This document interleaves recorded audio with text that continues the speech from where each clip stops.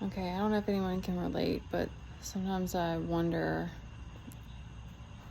what the heck I'm doing here and why, or why I'm on this journey, why there's just a lot of the certain things you have to go through, experience, or why there's like the trials and like the amount of blockages, and you just like question it from time to time. And then I remember things like how I forget sometimes that it's like my kid has, like, so much of this has been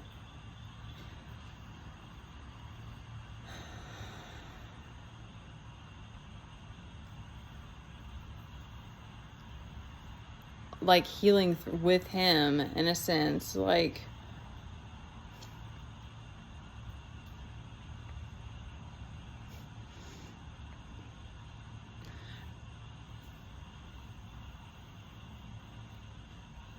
okay, I'm getting lost in thought.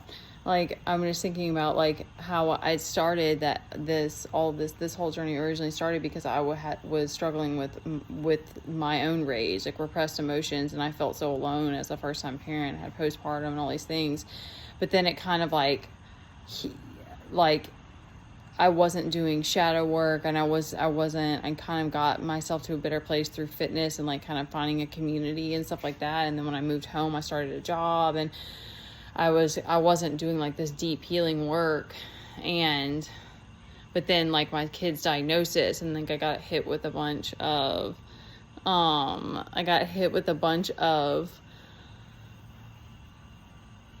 things that kind of like forced me to like slow down and deal with life and deal with my addictions and these other things. That then I started diving it more into the healing work. And then ironically, then like as soon as I started doing like breath work and Reiki, all this crazy stuff started happening with Teddy. And so that's why it's so interesting, because it's like there's so much that we don't know, but it is wild, because so much of it has been me and my kid working through it together and stuff like that. So it's like, it started with shame in the very beginning, because it was like I felt like I took it personal when my kid was having like behaviors, or I just felt I was dealing, there's so much with narcissism that's about your image and the way you show up in the world. And that still is something that you have to like work on. It comes up once in a while, but it's like,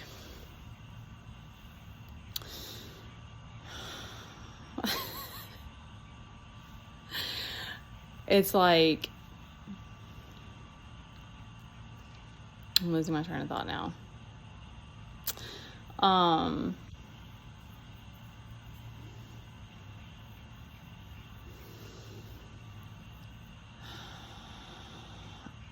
I do feel sort of forced in a way. I don't think forced is the right word, but I do feel like I don't think that I was a super judgmental person. Like I said, I know that a lot of that like outer judgment that I felt from others, like I internalized a lot of that, but I know I had some judgment. I know I felt there were certain things that I was, and that I still, need to get reminded that it's like, I'm just a human, like I still have those moments even, but,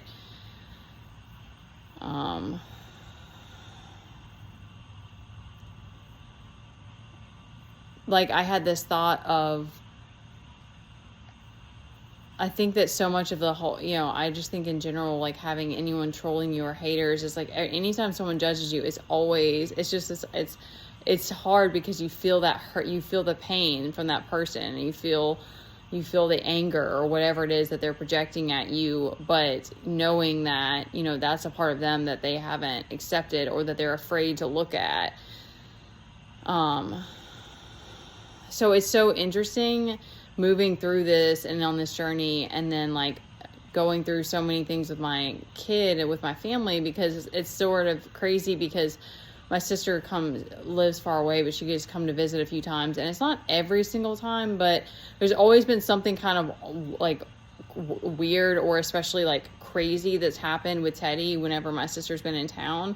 So it's been interesting, because it's kind of like there's like a shock factor that like my family doesn't seem to know how to react, or how to, not that they like overreact, but it's like my mom always tries to intellectualize feelings. And I think that a lot of us grew up with that, where it's like, you don't,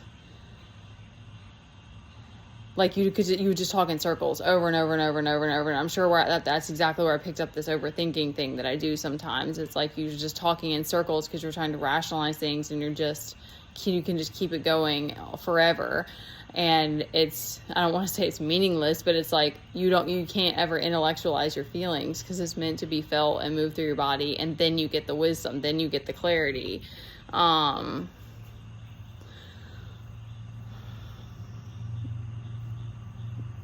And that's something that I've noticed, that like when you're still in a state of judgment, it's like with my son, it's like he's just an enigma. Like he doesn't even know, I'm sure, about all the ways in which people like judge him, or like, you know, try to put him in a box. But he's never gonna, probably, you know, he might have some things that he kind of fits into, but he's always gonna be a little bit of a wild card. And so it's interesting to like see my family kind of try to observe him and try to figure him out and stuff like that, when it's like I'm on the other side of, because I used to get caught in this all the time when we would go to my mom's house, and she would try to rationalize everything. Like, she was always trying to rationalize autism and like his behaviors, or, you know, what can we work on, and all of this. And it was so exhausting to me. And I was like, why is this always so frustrating? And I was like, it's because I live it every day, of course, as his mom,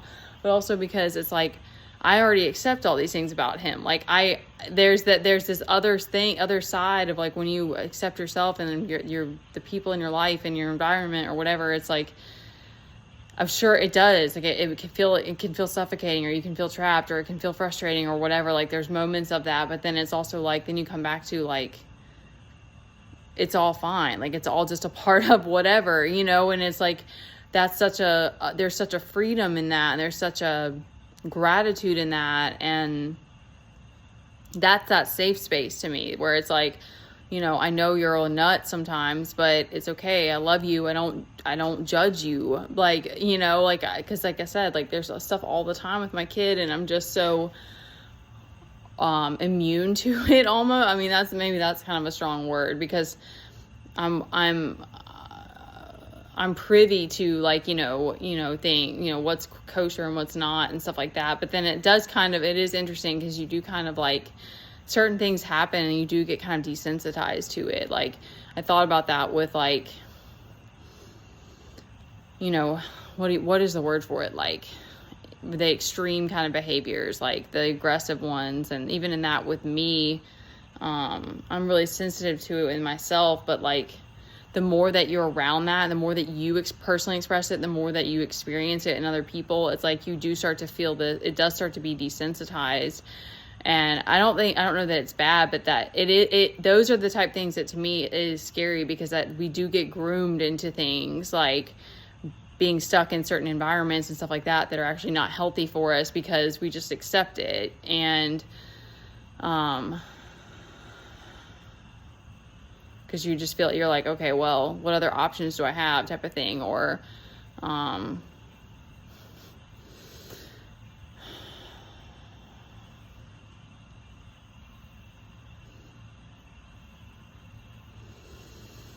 that's why some of this stuff is like crazy. And I don't know that any of us will get justice on things like gang stalking, or the people who are sending hate or doing like magic or whatever. Or like I know a lot of people have like, you know, and I speak a lot, so it's like I don't want to be saying the wrong things, and outside of this I don't talk a lot, because it's just me and my kid, and I talk to him for the most part. I mean, we are in public sometimes, but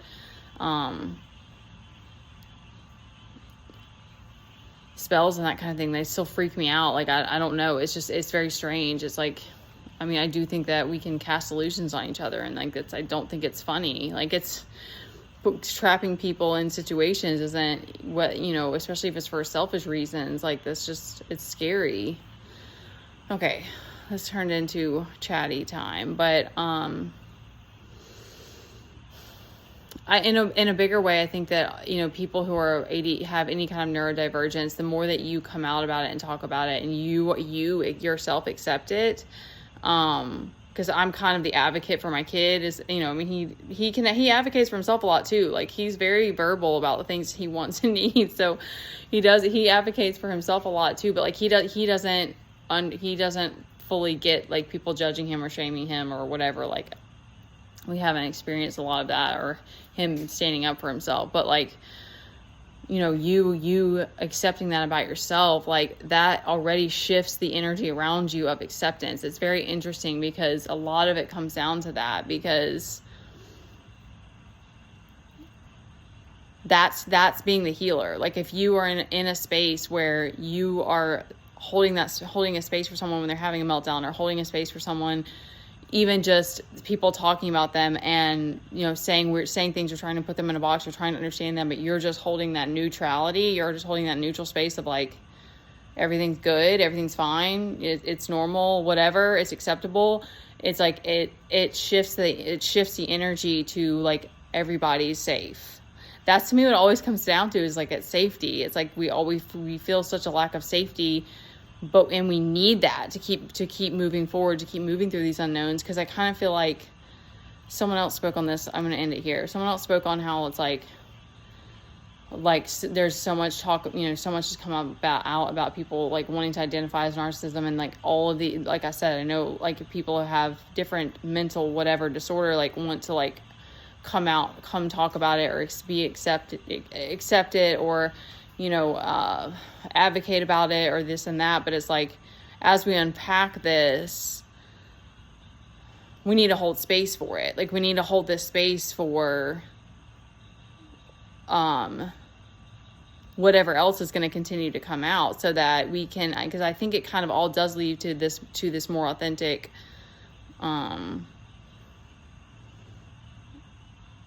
space holding. This was coming up to me, like, this more I'm sure it just all comes back to, it's just this walk home of like, then we're accepting ourselves.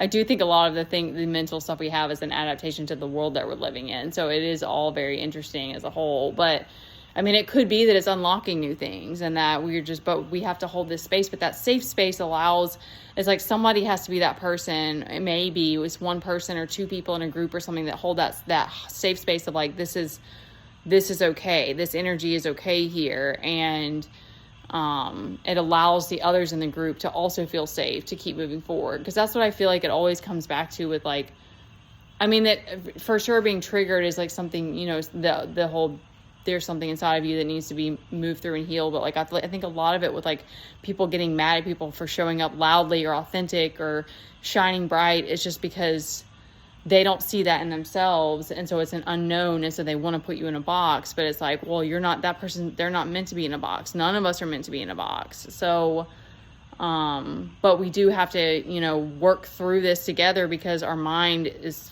freaking out sometimes. Okay, I'm stopping there. Love you guys.